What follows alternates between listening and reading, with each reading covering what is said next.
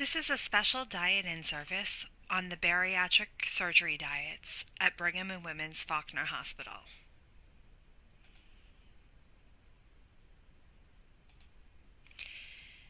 Bariatric surgery includes two surgeries called the gastric bypass and the sleeve gastrectomy. The sleeve gastrectomy is the main surgery done here at Brigham and Women's Faulkner Hospital.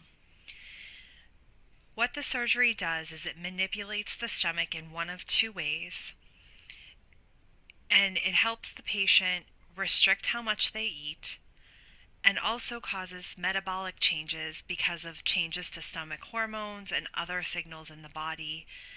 And the combination of those two things will allow patients to lose weight. So again, the sleeve gastrectomy is the main surgery done here. Most of the stomach is trimmed off, so the patient has a much smaller stomach to eat food in. After surgery, the patient follows a series of stages to their diet. The diets advance slowly to keep their stomach small and to teach the patients how to portion control.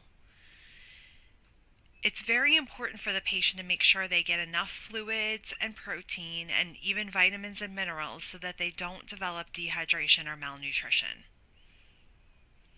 The patients see a dietitian and a doctor before they have surgery. They see a dietitian and doctor after they have surgery, and they continue to follow with a doctor and dietitian well after, for over a year or more after their surgery. So on the day that they have their surgery or the day after they have their surgery, they are put on the stage 1 diet. On this diet, they're allowed to have sugar-free, non-carbonated, non-caffeinated fluids throughout the day. This is the list that the patients are given before surgery of things that they can have on this diet. At Faulkner, we have a policy where we send vitamin water zero and water to the nurses' station, and the nurses will deliver the tray and give the patient education on how to sip the fluids throughout the day. It is important to note that other hospitals allow more fluid choices on stage 1. Even Brigham allows things like broth, diet jello, things like that. But we have this policy here with nursing that they get the vitamin water zero and the water. But do know that the patients do need to sip these liquids throughout the day to maintain their hydration status. So they may request more than 1 tray per meal. And that's okay because they'll all go to the nurse's station and the nurse can keep an eye to make sure the patient is following what they need to do.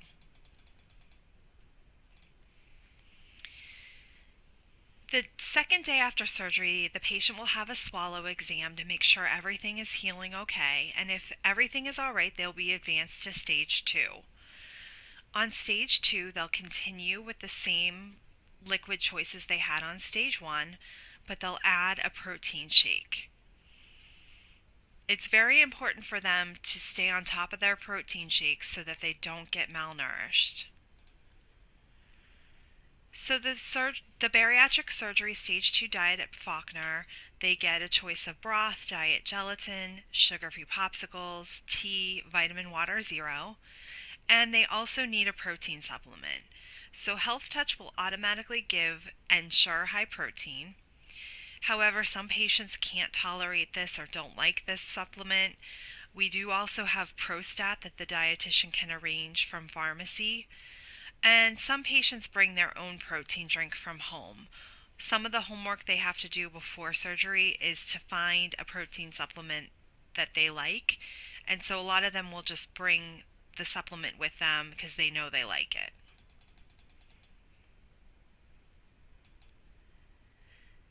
About 10 days after surgery, the patient will move on to the stage 3A diet. Most of the time the patients are gone home at this point and they're doing this piece at home, but we do occasionally have somebody that needs to come back to the hospital within 10 days of surgery and maybe put on this diet. So again, they're keeping up with their fluids, they're having their protein shakes, they're starting to take a vitamin and mineral supplement, and they're also starting to add in some very soft, uh, very broken down foods like yogurt, cottage cheese, tofu, refried beans, yogurt, applesauce, canned fruits, very soft things that are easy to digest. So the stage 3A diet at Faulkner, they can have everything they can have on stage 2 plus cottage cheese, tofu, yogurt, applesauce, peaches, banana, oatmeal, cream of wheat, diet pudding, and mousse. And they still need to get their Ensure high protein supplement drink. 20 days after surgery, they will advance to the stage 3B diet. This is where they're starting to incorporate other foods that have protein and fiber and things like that. And they're starting to put together meals. So they might have a protein food and a non-protein food together. It will be a very small portion. They can add some fat or condiments. So here's the list of things they are allowed to now have: chicken and turkey, fish, eggs, veggie burgers, beans and lentils. They can add in well-cooked vegetables, light cheeses, hummus, things like that. At Faulkner on the stage 3B, they can have everything they had on stage 3A, plus chicken, turkey, fish, veggie burgers, well-cooked vegetables like green beans, carrots, and broccoli. And they still need their Ensure high protein. And then about 40 days after surgery, the patient advances to a stage 4 diet, which is basically a regular healthy diet. They're still meeting with their dietitian and they're working on what their meal plan will look like. It needs to include protein, vegetables, fruits, dairy, starches, and they're learning portions and how much to eat and how to balance their diet. If they come into the hospital on this stage, we don't have a stage 4 at Faulkner.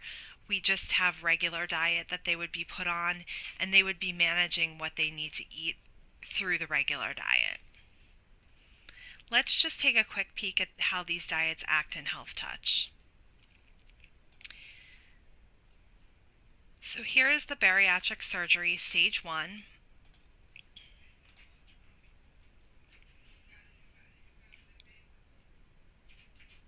And as you can see, you just have the choice of the standard tray. When you click this, you get the spring water and the vitamin water zero, and it automatically says deliver to the nurse's station.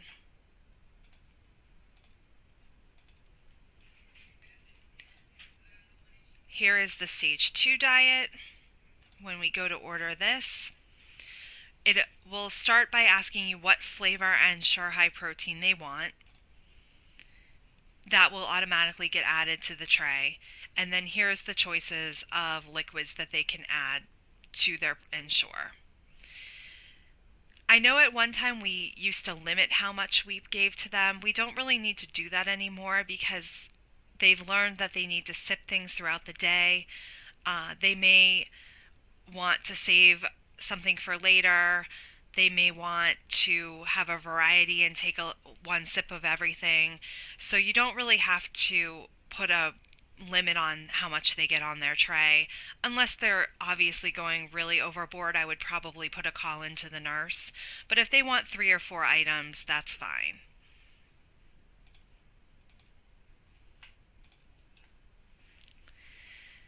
Next, we'll see the 3A diet.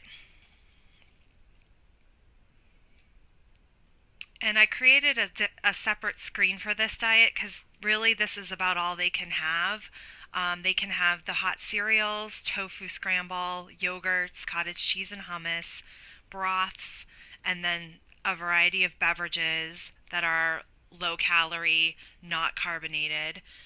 And they can have some desserts and fruits.